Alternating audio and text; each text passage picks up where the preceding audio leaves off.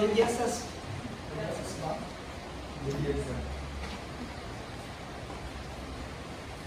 So let us pray. Father, the Son, and the Holy Spirit. Our Father, who art in heaven, hallowed be your name. Thy kingdom come, thy will be done, on earth as it is in heaven. Give us this day our daily bread, and forgive us our trespasses, as we forgive those who trespass against us. And lead us not into temptation, but deliver us from evil. Amen. Father, Son, and Holy Spirit. Again, good afternoon. Good afternoon, sir. Before you take your seat, arrange your chair and can we take a soft pieces of paper under your chair. Okay.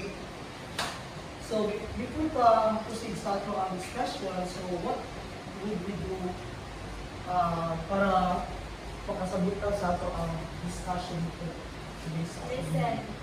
Yes, conference, school, present, and cooperate. So we're going to, first is observe silence, and the second is the lesson carefully. And lastly is to, what Gino is to participate or cooperate in our discussion so that we can answer all the questions. And before that, let's come up the activity for this morning. So, for this afternoon, brother. So, I have here a ball, and I have here music. So, nabila ka sa music ha. And, kaning bola, ihatag ka ang parangan, and you pass it. Kung isay, ma-stop sa music, he want or she want to answer the questions that ako ipapita sa inyo. Are you ready? Yes, sir. Smile. Ako ba? Relax. Okay. You are ready? Set.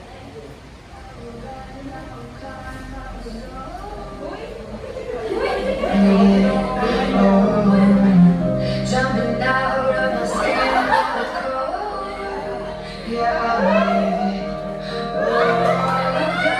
is everything we have to make us who we are.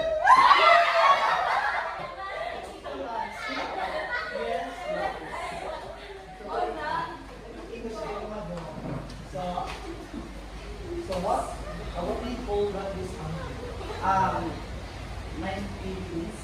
What do you call that this angle? I cannot say what is the measurement. What do you Right call angle. it?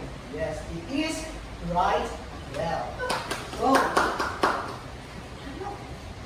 another. So I'll dream until I make it real, and all I see is stars. It's not until you fall back, you fly. When your dreams come alive, you won't stop.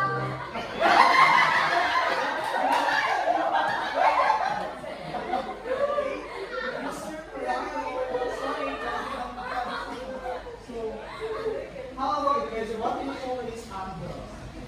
It is very good. It is acute angle.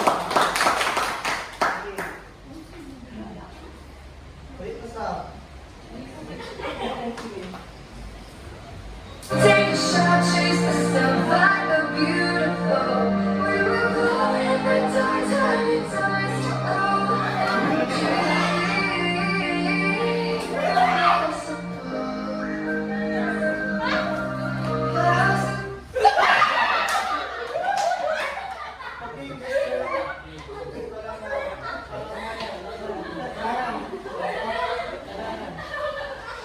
What about this? What do you call this angle? That kind of angle, sir, is angle, just angle. Very good.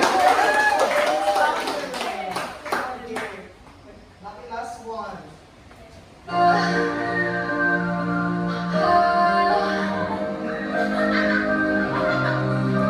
And we'll dream.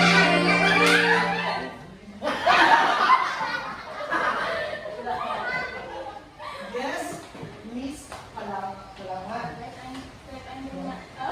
What do you call this angle? This angle? What?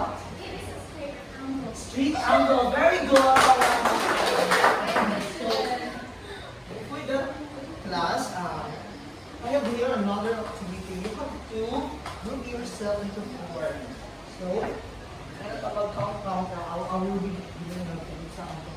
So, kini sila, 1, 2, 3, 4, you are the group 1.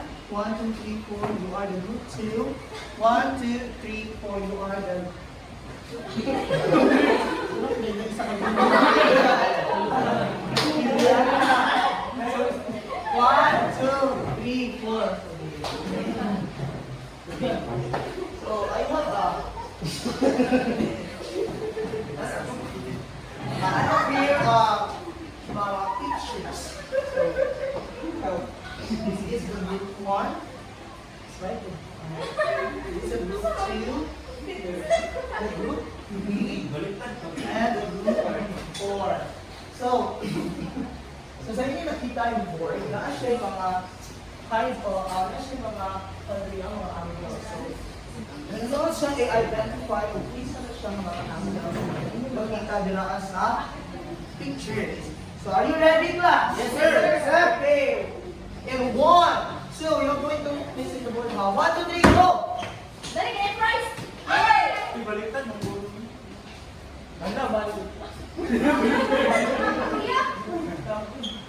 Kasi tapos ka na. Saan siya siya? Dili, balik. Baliktad na, oy. Wala mo man na. Ang baliktad mo. Tama na. Tama ko na.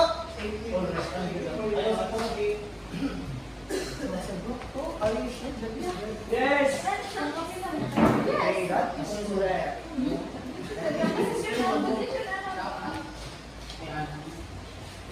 Ay, isa na ang numbers na. Diba na siya ha? This is a laptop. So, pwede makita. Right angle siya. Kaya naman, na-measure siya in right. So, kani, are you sure group 3? Yes. It is a correct answer. Correct. Okay.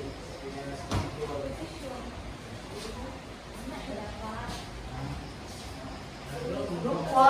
Group 1 is group the correct answer. And, sure, you got a knowledge. Shami? Yes, sir. At least, Yes. Sit na muna ba? Straight na siya ha, hindi na siya higit. Very straight. Straight.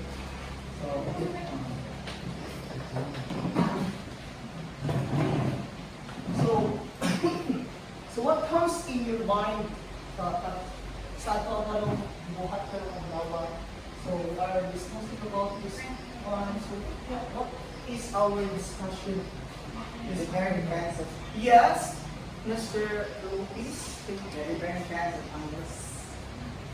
Are you sure? It is a different kind of angles? Yes. Our discussion for this episode is all about the different kinds of angles. Yes. Different kinds of angles. Different kinds of angles. So before that, Mr. Tito, can you read our objectives or our yes. That the studies of the student are first identify different types of angle, acute, right, obtuse, and straight. Second, state the differences of each type of angles. And lastly, measure the degree of the different types of the angle. Thank you. Please give me Indonesia clap. Do you know what's an Indonesia clap? 1, 2, 3, 1, 2, 3. Good, very good, very good. Okay. Well, 1, 2, 3, 1, 2, 3. Good, good, good. That's Indonesia. Dali ang English. So, what have you seen? Kasi yung nakita, dali asa ko ang isa. So, ano yung bagay? So, what do you, pwede mo nakita na siya mga angles sa Yes. Okay. Isa, window. So, sa inyong hamay, gusto ka important yung angle. Yes, Mr. Tito, do you have the Yes, sir, this is important because angles are very important in many fields of study and applications, such as geometry, trigonometry, physics, engineering, architecture, arts, sports, and more, and so on. Okay, thank you so much. Give me 5 claps.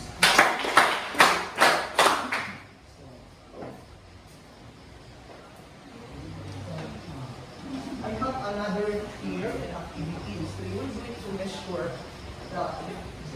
based on the definition of the description. So I have here a bond paper. So the group 1 will measure the acute angle, and the group 2 will measure the right angle, and the group 3 will measure the obtuse angle and the straight angle. Right now,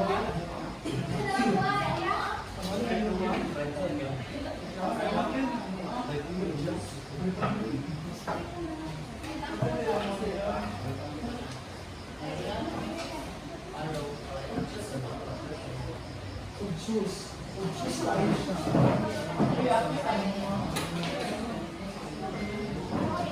I will give you 2 minutes to draw your activity for this week.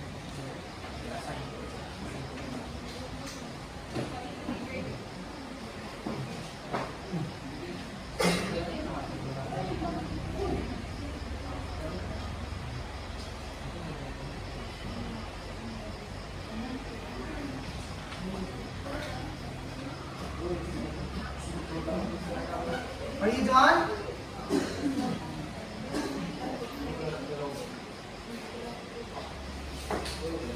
Okay. And yung post yung pala yun. Asa na siya nakit na bilo?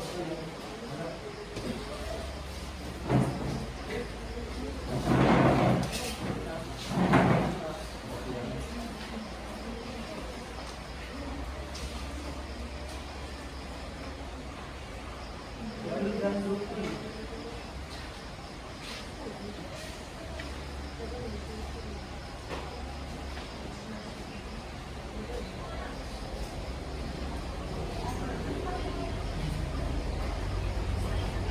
Check your activity.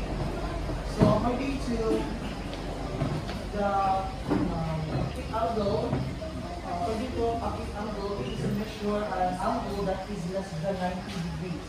So, okay, less than 90 degrees. So that is correct. So less than siya sa 90 degrees. So how about the right angle? The right angle that is exactly 90 degrees. So that is 90 degrees. Is correct. So mali siya ang measure ha, mali siya ang aling na forma that is an right angle or that is 90 degrees. So how about the obtuse angle? An angle that is greater than 90, less than 180 degrees. So the left hand so 180. That is correct.